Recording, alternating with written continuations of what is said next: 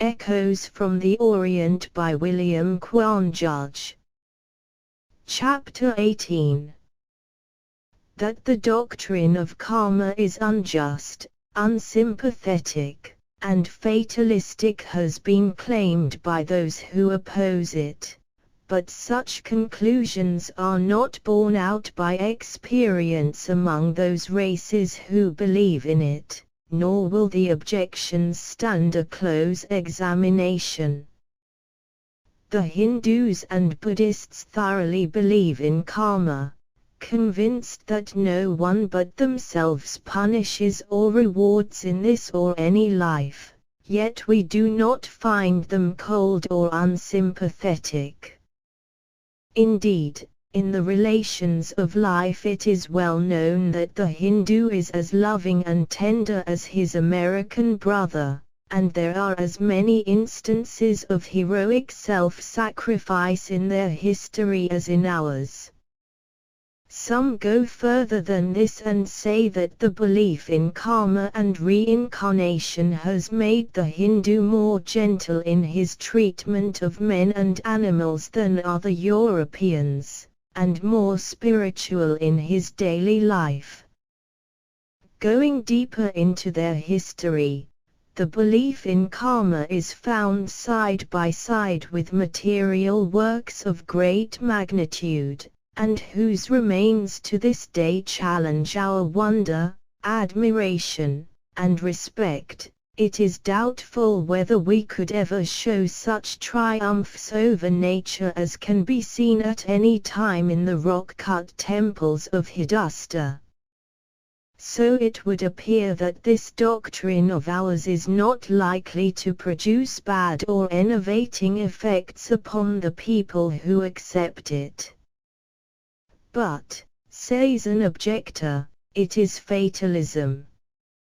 If karma is karma, if I am to be punished in such and such a manner, then it will come about so whether I will or not, and hence I must, like the Turk, say Kismet, and do nothing. Now, although the Mohammedan doctrine of Kismet has been abused as fatalism, pure and simple, it was not so held by the Prophet nor by his greatest disciples, for they taught that it was law and not fate. And neither is karma amenable to this objection.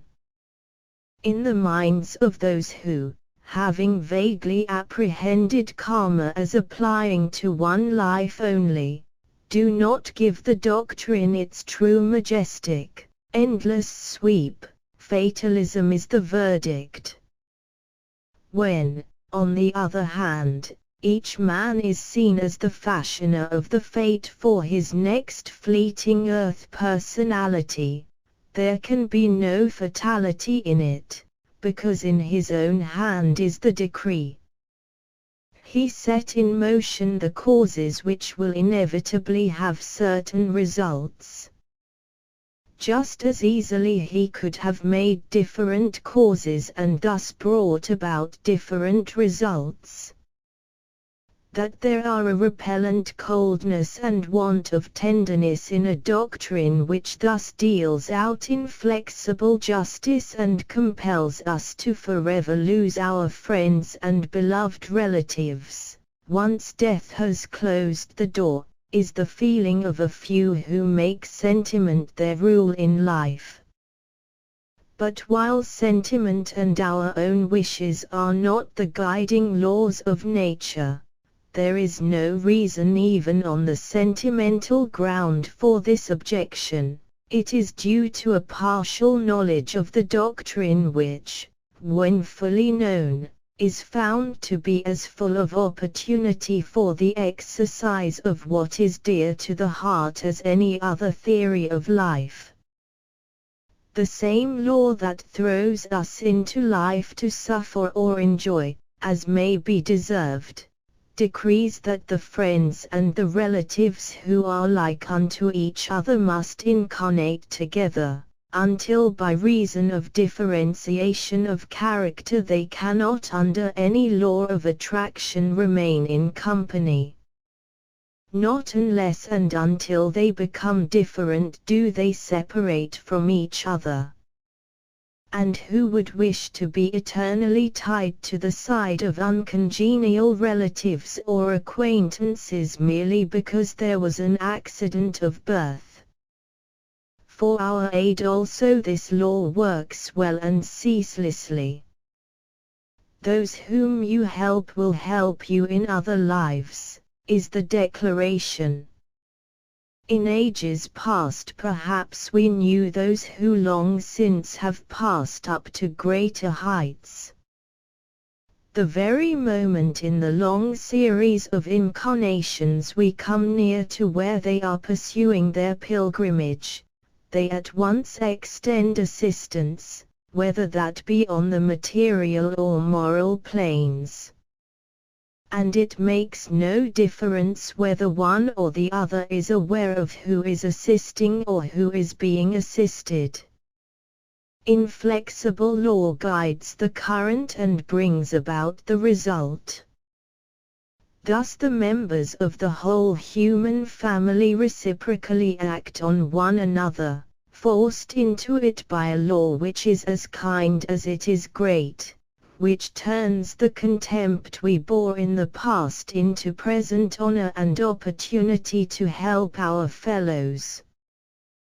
There is no favoritism possible in nature. No man has any privilege or gift which he has not deserved, either as a reward or a compensation. Looking at the present life spread before our limited vision, we may see perhaps no cause why there should be any such reward to an unworthy man, but karma never errs and will surely repay. And it not only rewards, but to it solely belong those compensations which we with revenge attempt to mete out. It is with this in view that the Holy Writ of the Christians says, "Vengeance is mine, I will repay," for so surely as one hurts another so is the certainty of karma striking the offender. But let the injured one beware that he does not desire the other punished, for by karma will he be punished also. So from all this web of life and ceaselessly revolving wheel, karma furnishes the escape and the means of escape, and by reincarnation we are given the time for escape. This audio file was created by Payoprita Basic. You can download it at payoprita.com.